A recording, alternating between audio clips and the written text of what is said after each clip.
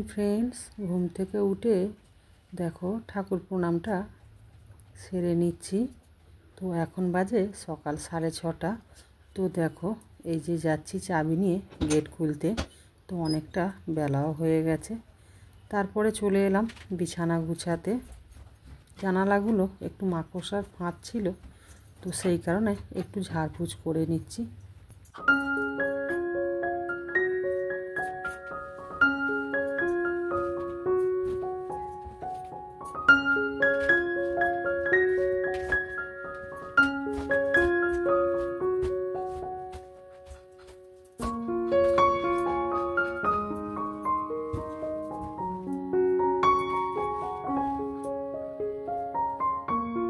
চলে এলাম পাশের রুমে।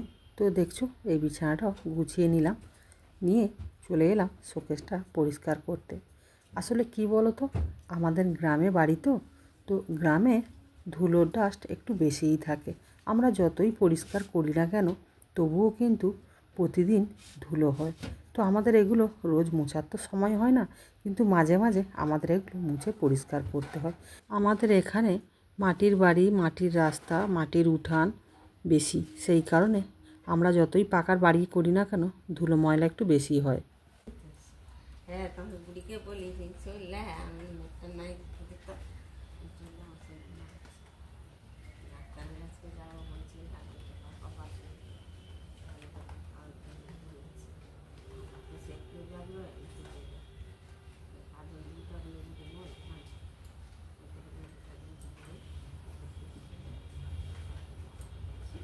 একজনের বাড়ি দিয়ে তারপর যাবে। না যেতে হবে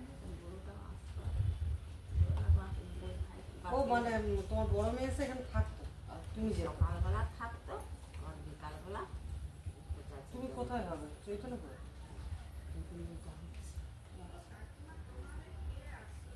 কোথায়?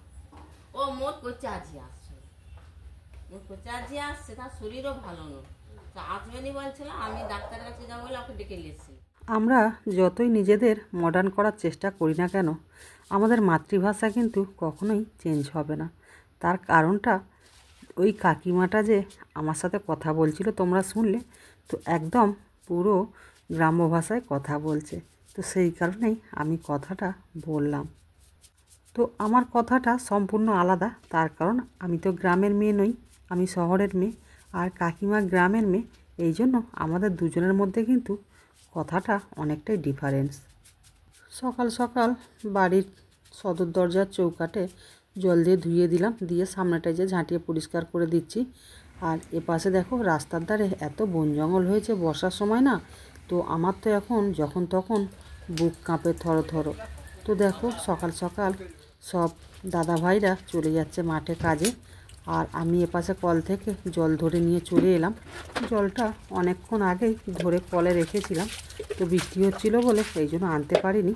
তো বৃষ্টিটা একটু কমতে তো আমি নিয়ে এলাম। তো এখনও কিন্তু গুঁড়ি গুঁড়ি বৃষ্টি পড়ছে। আমি এই যে মাথায় গামছা দিয়ে কাজ করছি। সকালবেলা যদি বৃষ্টি হয় কার ভালো লাগে বলো ভিজতে। তারপরে দেখো এখনও কলে বাসন পড়ে আছে, জামা কাপড় কাচবো পড়ে আছে।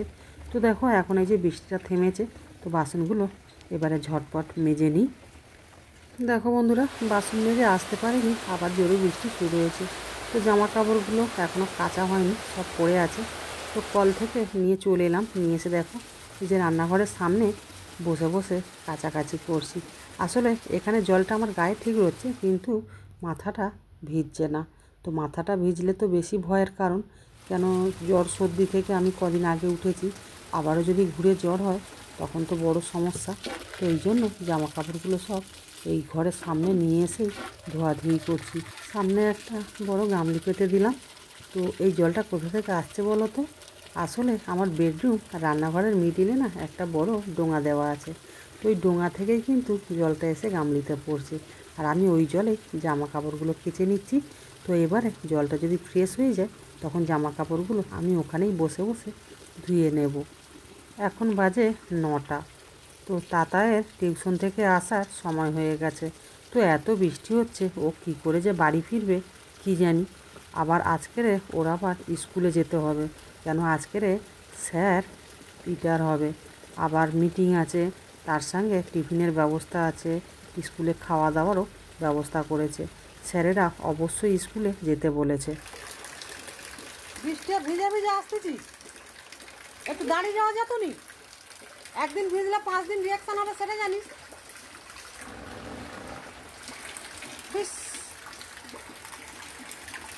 দেখলে তো বন্ধুরা আমার ছেলের কাণ্ড, দেখো ভিজে ভিজে বাড়ি ফিরল।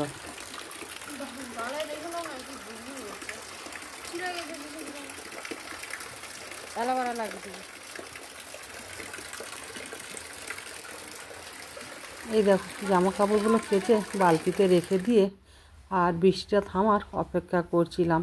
তারপরে ঘন্টাখানেক পরে বৃষ্টিটা থামতে পুজো দিলাম। রান্নাঘরে এসে টিফিন বানাবো, দেখি না তাতাই আলু কেটে বেসন গুলে আর এই দেখো আলু বড়া বানাতে শুরু করেছে। ও আর আমার অপেক্ষা করেনি। তো যদিও এখন 10টা বেজে গেছে, আর ও স্কুলে যাবে আজকের, যেহেতু স্যার ডেকেছে খুব এমার্জেন্সি, যেহেতু 2টো স্যার রিটায়ার হয়ে যাচ্ছে, তো ও আবার গিফট দেবে, সেই কারণে ও আর আমার অপেক্ষা না করে নিজে তাড়াতাড়ি করে ভেজে নিচ্ছে, খেয়ে দিয়ে স্কুলে বেরিয়ে যাবে বলে। তো দেখো তাতাই কত সুন্দর করে আলু বড়াটা বানালো। তারপরে ও তো নিজের মতো করে বানিয়ে নিয়ে খেতে বসে গেছে। বাকিটা আমি ভাজলাম, আর একটু বেসন বেশি ছিল তাতে পেঁয়াজি ভেজে নিয়েছি। তারপরে দেখো ও তো স্কুলে যাবে বলে এই যে রেডি হয়ে গেছে। তাও তা খেলবি না, যেখানে সেখানে টয়লেট করবি না। টয়লেট করার জন্য না, হয় ওই যে কালকে পাতা দোকানে গেছিলাম না, সেই সময় চুলকাতে চুলকাতে ছিঁড়ে গেছে।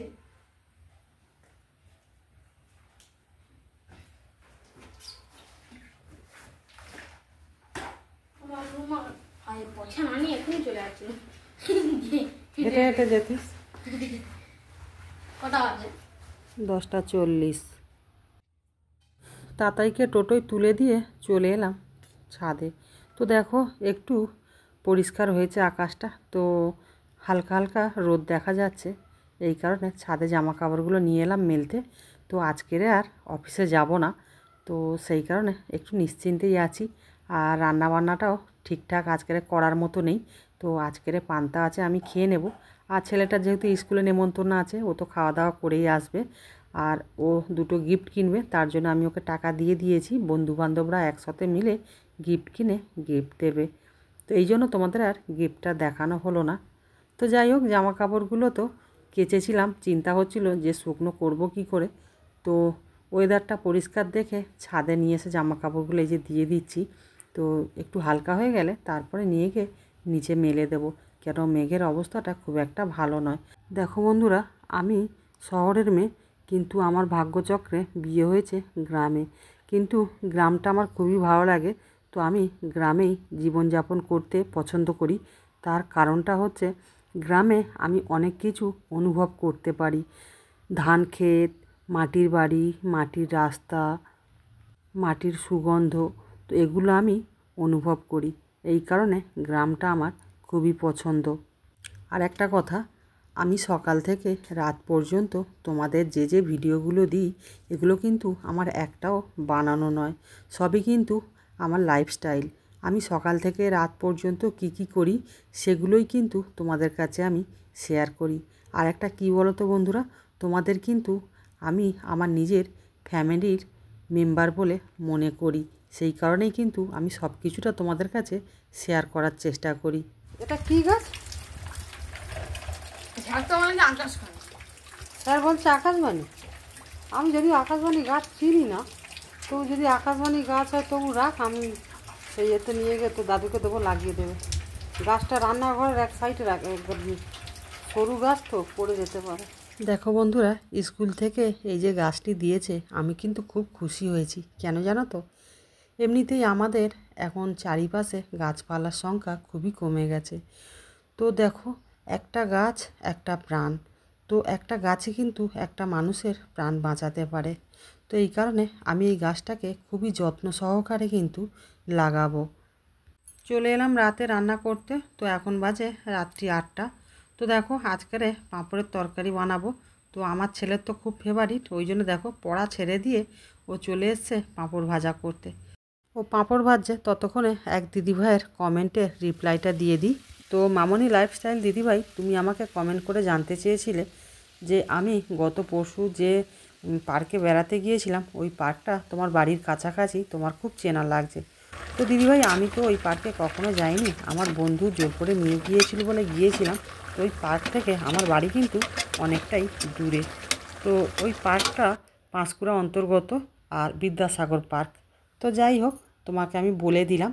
তো যদি তোমার বাড়ির কাছাকাছি হয় অবশ্যই আমাকে কমেন্ট করে জানিও। তো দেখো, তোমাদের সঙ্গে কথা বলতে বলতে আমার তো রান্নাটা হয়ে গেছে, আর এই যে গরম গরম ভাত নিয়ে খেতেও বসে গেছি।